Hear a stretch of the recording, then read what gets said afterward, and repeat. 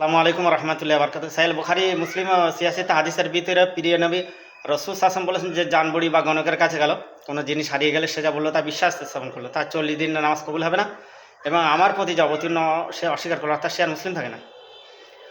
অবশ্য কোনো নাবী রসুল পয়গম্বর এবং পীর মাসের বুজুর্গনের দিন কোনো গণক ঠাকুর জানবুড়ি তারা গায়েবের খবর রাখেন না। ইন্নাল্লাহা খাবীরুম বিমা তা'মালুন, সকল গায়েবের খবর একমাত্র রাখেন আল্লাহ।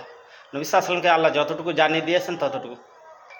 আর অবশ্যই কোনো পীর গায়েবের খবর রাখে না। অনেকে বলে তার পীর নাকি বুঝতে পারে, নাউজুবিল্লাহ মিন জালিক, তার ভার গাছের কাঁঠাল এনেছে, তার নিজের গাছের কাঁঠাল এনে, তা পীর তখন বাদ যায়নি কেন? এই তোর ভার গাছের কাঁঠাল এসছে কেন? তোর গাছের কাঁঠাল থাকতি। এগুলো ভাব বাড়ানো, মানুষকে ইমোশনালি হ্যারাসমেন্ট দিয়ে তাদেরকে দাসত্বে পরিণত করা। তার পীর নাকি দেখতে পেয়েছে কই মাছ লেসতেছিল, ফুট করে একটা কই মাছ লাফ মেরে সেই প্যাকেটের ফুটো দিয়ে পড়ে গেছে, তা পীর ধরিনি কেন? বা এরম যারা দাবি করে তাদের অবশ্যই আবার ছেলে মেয়ে বিয়ে দেওয়ার সময় বলে ওখান দিস না, তোর ছেলে মেয়ে বাস হবে না, অথচ পীরের ছেলে মেয়েকে 2-3 জায়গায় ছাড়াছাড়ি করে অনেক জায়গায় বেহায়, তা পীর তখন বুঝতে পারেন না।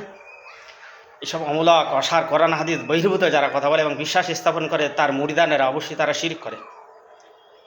অবশ্যই মনে রাখা উচিত, জানবুড়ি বা গণক বা কোনো পীর তারা গায়েবের খবর রাখেন না, এমনকি নবী সাল্লাল্লাহু আলাইহি ওয়াসাল্লাম গায়েবের খবর রাখেন না। এরকম যারা বিশ্বাস করে, আপনি পীরানের তরিকা দেন, আপনি পীরের প্রতি যে বিশ্বাস স্থাপন করতেছেন এর কোনো কোরআন হাদিস ভিত্তিক দলিল নেই, বরং আপনি শিরক করছেন। আপনার পীর এসব জানে না।